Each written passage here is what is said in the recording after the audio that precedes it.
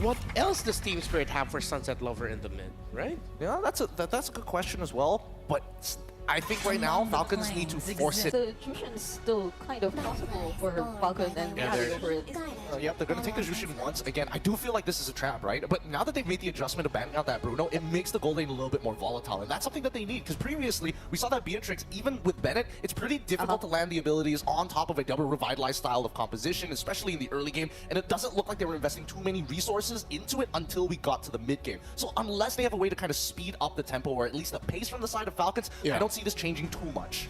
All right, let's see how they'll pair that up with a Jushin. Oh, they get the high booster right away. Are they going to swerve and just pick up their course right now? Because honestly, the most surprising is to go high and then just pick up the Granger also. Yeah, the Granger too, because I mean, if you're talking about range, Falcon would want to deal with the Granger for sure. And they haven't shown their fronts just yet, but they will be going for the safer option at least. They will eliminate the factor of having a Hilda invade Hayabusa. This is actually really interesting because now I feel like Ren is playing a mind game. Previously they were looking to kind of bait out that Jushin and eventually start locking in heroes like Hilda and as well as the Bruno. But now that it's gone, they want to threaten the gold lane and force Falcons in a position where, hey, if you want to rebuild that composition, by all means do so. But now you're forced to be picking, hey, you got the Phoveus, I got the Hilda, we know exactly what's going to happen again, but we don't show our gold lane first, which is a pretty good idea from the side of Falcons. So will Team Spirit be forced to show their XP roam as well in this kind of scenario? Because picking up the Phoveus, we've seen how they were able to respond so well to it just with the presence of the Balearic pick earlier. But if they do that, yes, they get to reserve their mid and gold for later, but that reveals too much of their lineup as well. Yeah, I'm always quite skeptical about seeing Hayabusa get picked up so early, but that's usually a confidence pick.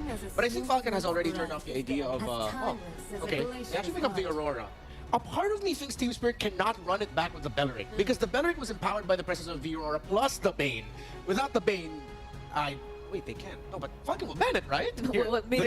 I don't know. Oh, wait, they can't play the Bane anymore. There's already Hayabusa. But so, the mid, okay. Well, there's no room for Bane, so would you Belleric? Well, now it really depends on what the jungler is supposed to be. If it's going to be an assassin, it's a little difficult to play Belleric into it because Wrath of Dryads is relatively a slow spell as it encircles the Belleric. But at this previously, it was alpha. It's very straightforward. It only moves in one direction. You don't have to worry about too many angles when you are playing it. And as you mentioned, on top with the Bane as the natural counter towards it, disengaging sounds like a great idea. But look, they're banning it out. They want to set up alpha for themselves, and they want to see how Falcons is going to respond to it.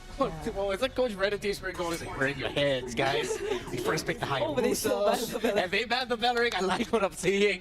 There's so much respect. Yeah, this draft is very fun. You can tell that they're both trying to go one step over the other, just thinking ahead. So we're going to be seeing some new roamers. I think the Tigreal Valentina trade will now be active, even though the Tigreal might suffer a little bit up against the... If it is a roam high loss and then into a Jushin, I feel like the Tigreal would mess up what the Phoveus would want to do. Yeah, I mean, the Cho and the Gatot are still available too for Team Spirit, because I think you would be conscious of the presence of the Jushin if you were to go with the roamer that will eventually be scouted every now and then due to the Lantern Flare, due to the presence of the Lantern Flare. So I think they're more okay with having the Cho up against this lineup of Falcon. So let's see what Team Spirit goes for. They can either go for that or the Tigreal, as you mentioned. I feel like the Tigreal makes a lot more sense, but that's a safer play. If they want to be bold, they want to be brave, they can technically take the Cho, but it's just empowering more Infernal Pursuits and the passive procs coming in from Phoveus itself, right? At the very least, I feel like it's more on Falcon's side to decide that. I feel like at this point, you've already predetermined what that EXP matchup is sort of going to look like, locking in.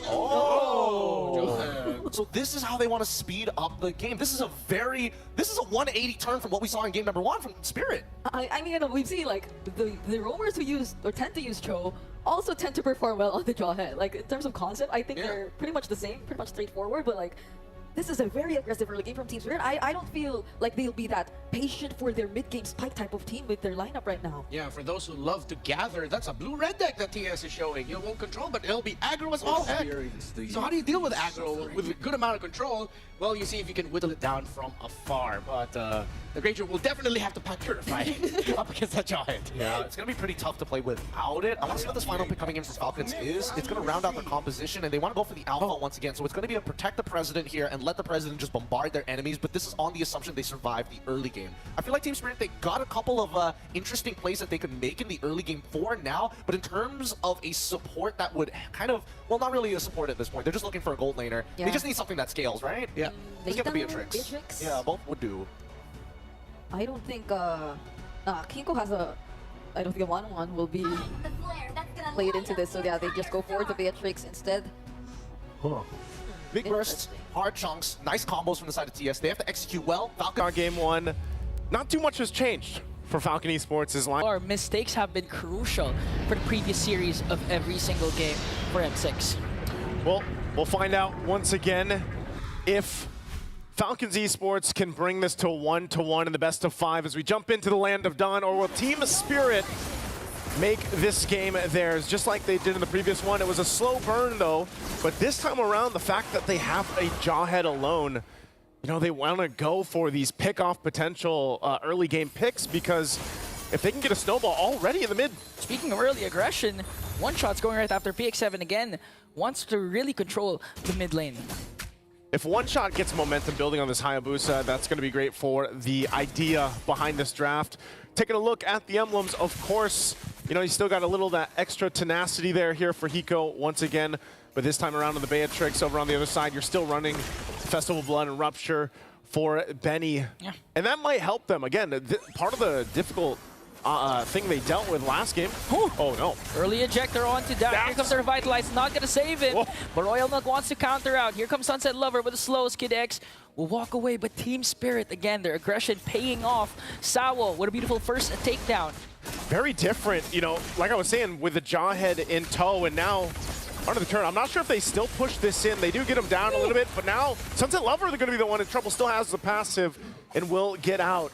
I'm surprised earlier on, too, the Revitalize wasn't popped a little bit sooner from Kid X, but nonetheless, you know, that first blood going in the hands of Team Spirit. And for Sawo, you know, if it went to One Shot, would have been a little more scary for Falcons Esports, but right now they're just kind of adjusting to this early game aggression from Team Spirit. Yeah, and that was also a good engage for Team Spirit, because even though they didn't get the call onto kill onto Royal Milk, they were able to expend this vengeance, so it's gonna give easier time for Kid Bomba in the laning stages of the phase. And now the first turtle has spawned. Team Spirit draw the first blood. Will they be able to take the first turtle? First turtle going to be started up. You know, Dax did this quite a bit in the previous game, and they were able to lock down objectives. It looks like they're going to do the same thing here because of the fact One Shot not even a part of this.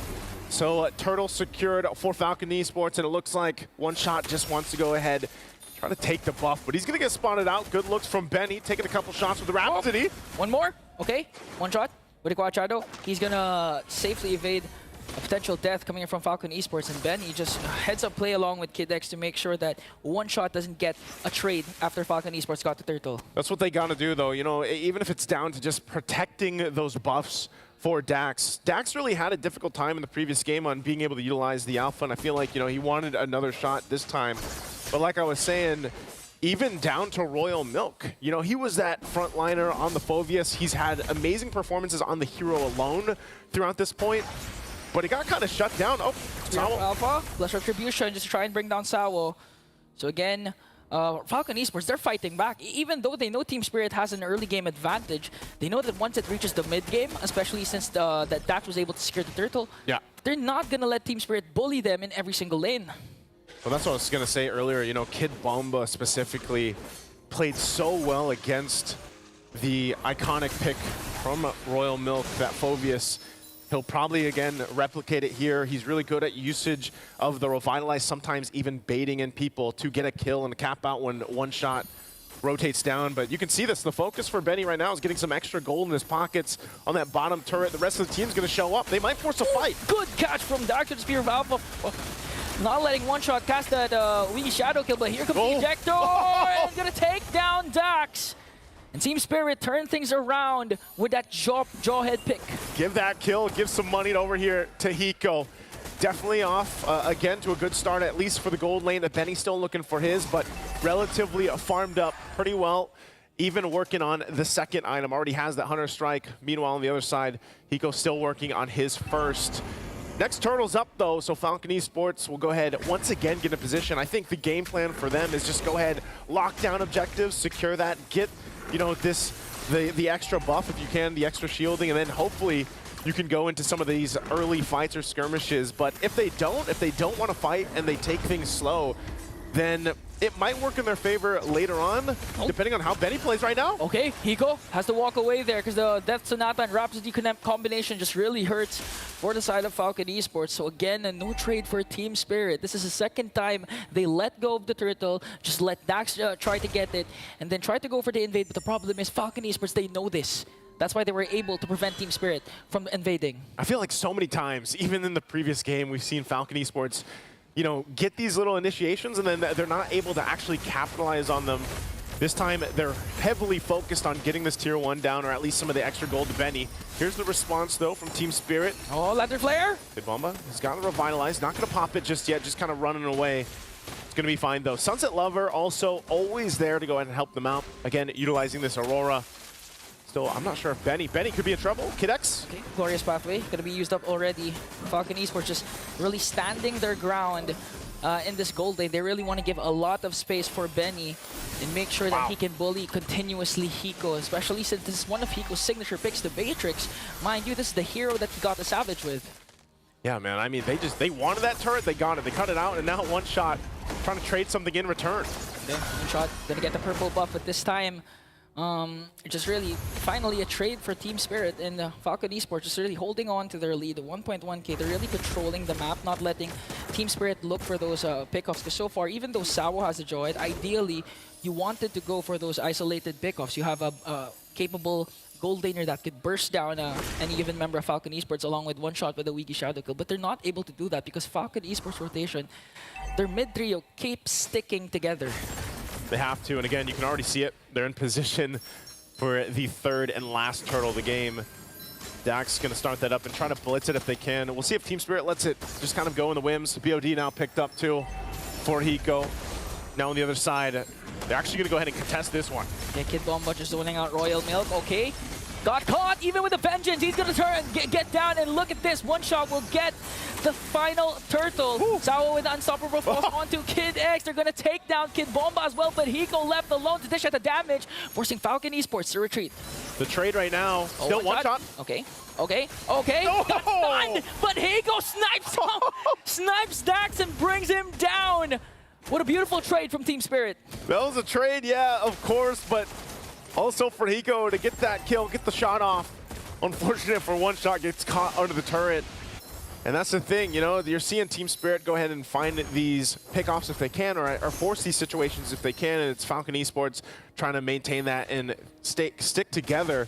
But, you know, unfortunately for Team Spirit, those little things that build up, again, they're trying to whittle down the gold lead. It's nothing massive, but by the time this Lord does come up, expect them to go ahead and fully contest it and be in position because, again, playing around the gold laners here, they're both working on the second item right now, at least for Hiko. He's only got that BOD, and then over for Benny has a Malefic Roar, so he's going to start doing some good frontal damage to whoever decides to tank up those Rapid shots and the Death Sonata. So right now, they just go ahead, secure the buffs, get ready for the Lord. If they can get some more Tier 1 turrets down too, especially even in the mid lane, that'd be great for them to work around that space advantage. But pressure now on the purple buff. Big Glorious Pathway, a clear entry onto Hiko, so Kid X just continuing to zone out Hiko as the rest of the members of Falcon Esports trying to get the purple buff away from Royal from one shot. Kid X caught in the middle here. Benny goes in with the Death Sonata as well. Gonna take a couple of shots onto Kid Bomba. No casualties for both of these teams. Sunset Lover, I'm so surprised how many times, you know, he maintains the passive. It doesn't get popped. He does take a couple shots, of course. And like we were saying, you know, Benny is going to be at the point, even though he hasn't gotten any kills yet in this game, the damage has to be respected. He's going to start poking down some of that front line from Team Spirit and make them second guess a little bit. Hiko does now pick up that Malefic gun. He's got that available for him. Working with the range now, which is going to be important, especially with Benny on this Granger. They both get set up now for the Lord. Sawo! And they catch Sawo, but still with the flicker was able to catch Sawo with a check. Benny is going to fall down in the hands of Hiko.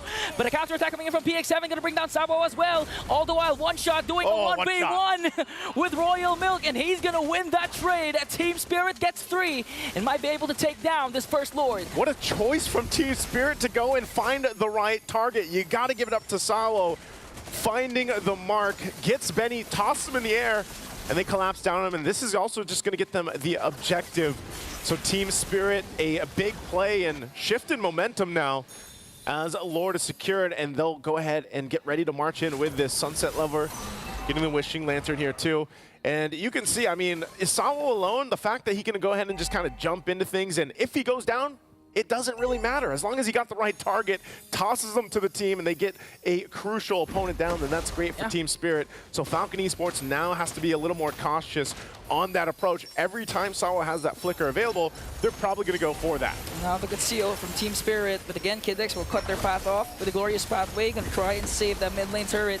Are they gonna go for a one-shot though, with a Wiki Shadow Kill, connecting with the Frigid Glacier as well. But Royal Milk might be too deep here, gonna take down by Kid Bomba, and another kill for Team Spirit. See, it seemed, and that wasn't even with the Revitalize, you know, they were able to go ahead and withstand a lot of that pressure already. Now the mid turret going to go down here, tier 1. Lord still down on the bottom lane as One Shot gets ready to walk towards that. Hiko also picking up the Haas Claws, has a little more healing now, capable for him, a little more sustainability as they work on getting the space advantage. They might even get some of these shields down. Lord's already at half health, so Falcon Esports still on the defense. Kid X got to get back, got to heal back up here. First shield down on the bottom side being popped mid next here.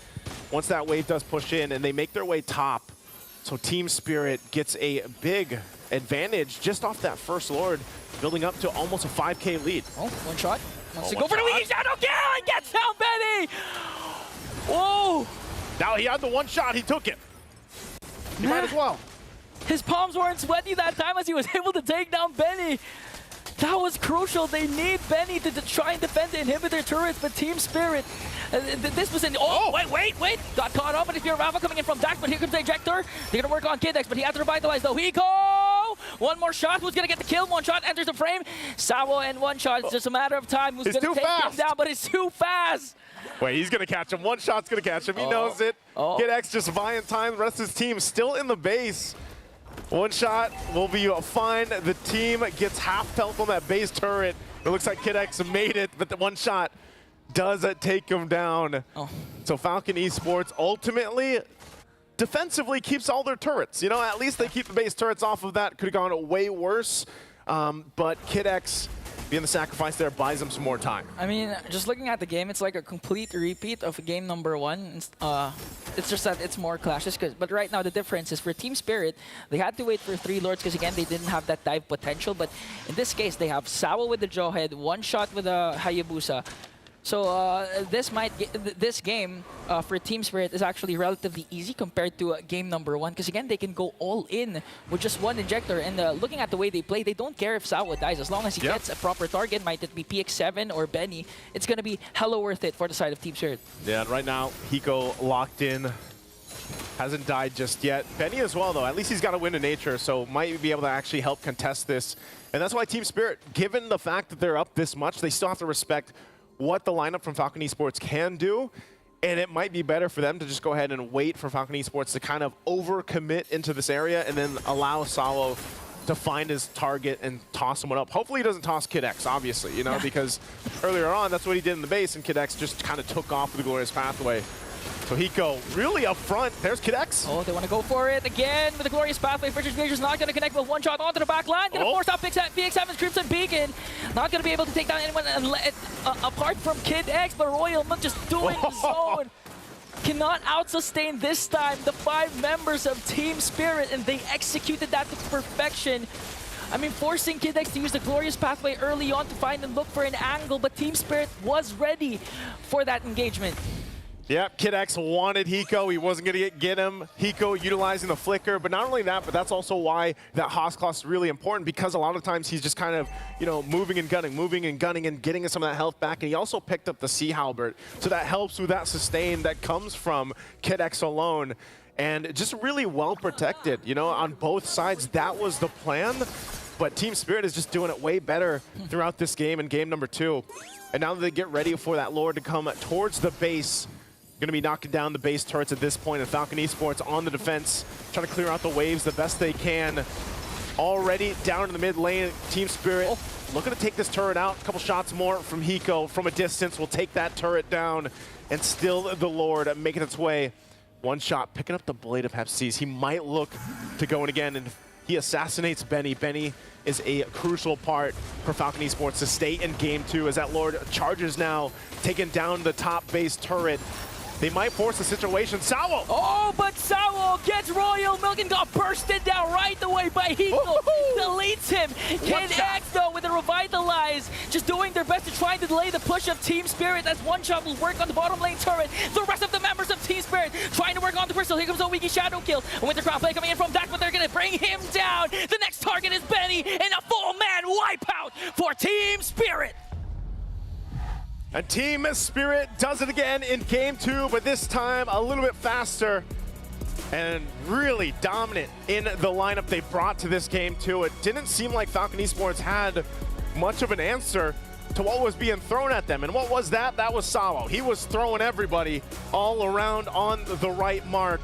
And Hiko shining throughout. Importantly, the ideology behind each of those motions, there was clear intent. In Kid X just had to run away from everything and all the way to Team Spirit's base. It was just like an inevitable means to buy time either way for Falcon Esports to get to lose that game. I have to agree here because again, it just felt like Falcons were chasing the coattails of Team Spirit throughout the entire match. I feel like, unfortunately, this is all due to the fact that they didn't have control over that mid lane. PX7 is always late to these fights, and because Kid X died early on and had to recall early and defend Benny in lane, that pressure eventually started to bleed to every single part of the map. And once Team Spirit got into that third turtle in this very next Lord fight, you could see the gold difference making such a huge impact in that first initial engagement, right? The front lines cannot hold on. They're not running double Revitalize here. And even Royal Milk, with the Vengeance, did not have enough with a fully scaled Hiko.